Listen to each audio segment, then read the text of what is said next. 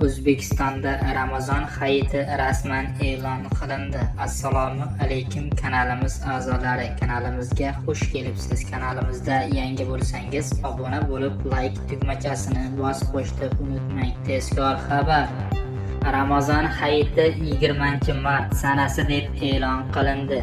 Bu haqida Adliya vazirligi o'z ijtimoiy kanalida e'lon qildi.